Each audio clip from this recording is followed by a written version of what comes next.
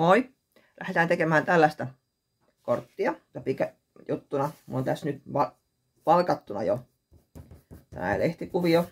Ja se tosiaan kääntää ylöslaasin, niin tulee kuusen näköinen. Sitten se peitähän toi pohja. Se näyttää paremmin sitten niin kuin joulukuussa tai lumiselta kuuselta. Ja sitten mulla oli tällaisia, mihin oli ollut huonompi leikkuuterä jälki. Että oli ollut paperi loppunut sitä kohtaa, niin vähän muotoilin, niin siitäpä tuli parempi sitten kuin tällainen terävä kärki, että näyttää enemmän kuusen latvalta. Sitten tuommoista. Sitten mä ajattelin siihen laittaa tämmöisen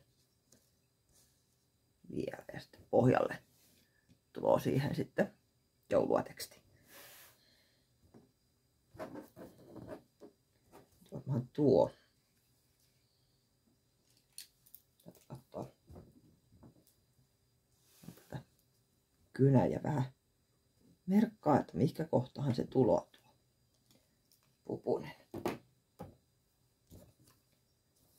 Tosiaan tällaiseen kirjekuoren loppuun.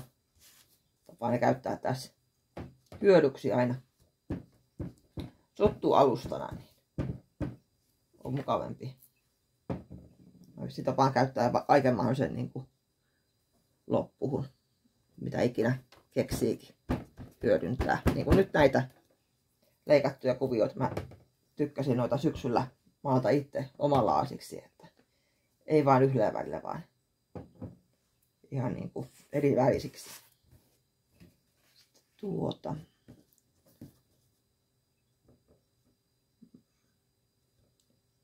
Tuon verran. Sitten. Enpäs teekään näin. Mä teenkin helpommin. Tykkään tehdä paremminkin näin, että mä vähän mallailen sitä jotenkin. Noin. Sitten näin. Tansilla. Jos ei muut ole jo huomannut, niin on vasuri tosiaan. No. Siitä jäi vielä seuraavankin korttipohjaan.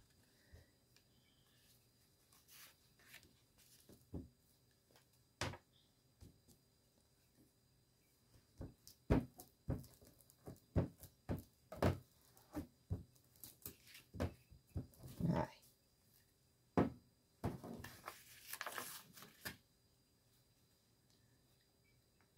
Tähän mä en laittanutkaan mihin kohtaan mä tämän haluan, että mä mallailen sen vaan tuohon. Näin. Ja sitten vielä loppu sillistelyt. Käännän sen yripäin ja sitten täältä.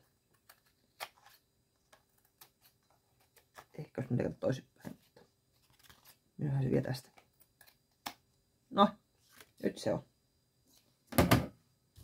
Siinä meillä on nyt sitten kortti.